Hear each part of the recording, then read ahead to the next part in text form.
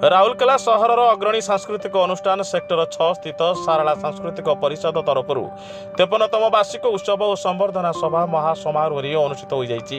ପରିଷଦର ସଭାପତି ଆର୍ତ ଭଞ୍ଜନ ମଲ୍ଲିକଙ୍କ ସଭାପତିତ୍ୱ, ସାଧାରଣ ସମ୍ପାଦକ ତଥା ଉପସଭାପତି ଅଶୋକ କୁମାର ବଳଙ୍କ ସଂଯୋଜନାରେ ଆୟୋଜିତ ଏହି କାର୍ଯ୍ୟକ୍ରମରେ ମୁଖ୍ୟ ଅତିଥି ଭାବରେ ଅର୍ବାନ କୋଅପରେଟିଭ ବ୍ୟାଙ୍କର ସଭାପତି ଦିଲ୍ଲୀପ କୁମାର ମହାପାତ୍ର, ସମ୍ମାନିତ ଅତିଥି ଭାବରେ ଉପଦେଷ୍ଟା ତଥା ଆଇନଜୀବୀ ଆନନ୍ଦ ଚନ୍ଦ୍ର ମହାନ୍ତି ଓ ମୁଖ୍ୟ ବକ୍ତା ଭାବେ ଅଧ୍ୟାପକ ଡକ୍ଟର ନଗେନ ଦାସ ଯୋଗଦେଇ ଆଦିକବି ସାରଳା ଦାସ, ସାରଳା ସାହିତ୍ୟ ଓ ସାରଳା ଠାକୁରାଣୀଙ୍କ ସମ୍ପର୍କରେ ଆଲୋଚନା କରିଥିଲେ। ମୁଖ୍ୟ ବକ୍ତା ଡକ୍ଟର ଦାସ କହିଲେ ଯେ ଧର୍ମ ହେଉଛି ବିଶ୍ୱକୁ ମଧୁମୟ କରିବା। ଏହାସହ ଧର୍ମ ଚେତନା ଓ ଆତ୍ମବିଶ୍ୱାସ ପ୍ରତିଷ୍ଠା ବ୍ୟାସଦେବଙ୍କ ମହାଭାରତ ଓ ସାରଳା ଦାସଙ୍କ ମହାଭାରତ ମଧ୍ୟରେ ଥିବା ପାର୍ଥକ୍ୟ ତଥା ସାରଳା ଦାସ କିପରି ବାସ୍ତବବାଦୀ କବି ସେ ସମ୍ପର୍କରେ ଆଲୋଚନା କରିଥିଲେ।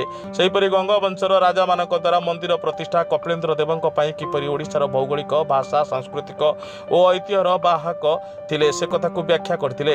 ବିଭିନ୍ନ କ୍ଷେତ୍ରରେ ଅବଦାନ ଯୋଗୁଁ ବ୍ୟକ୍ତିବିଶେଷଙ୍କୁ ସମ୍ମାନିତ କରାଯାଇଥିଲା।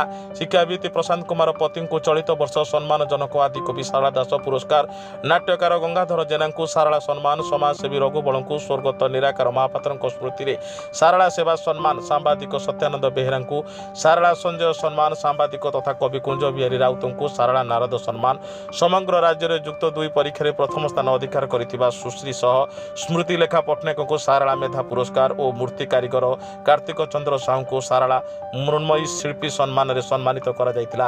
ଅନ୍ୟମାନଙ୍କ ମଧ୍ୟରେ ସର୍ବଶ୍ରୀ ରାଧାନାଥ ରାଉତ, ପରଶୁରାମ ପଟ୍ଟନାୟକ, ଶରତ ଚନ୍ଦ୍ର ପାଣ୍ଡବ, ଅରବିନ୍ଦ ସ୍ୱାଇଁ, ଜୟନ୍ତ କୁମାର ବେହେରା ପ୍ରମୁଖ କାର୍ଯ୍ୟକ୍ରମ ପରିଚାଳନାରେ ସହଯୋଗ କରିଥିଲେ।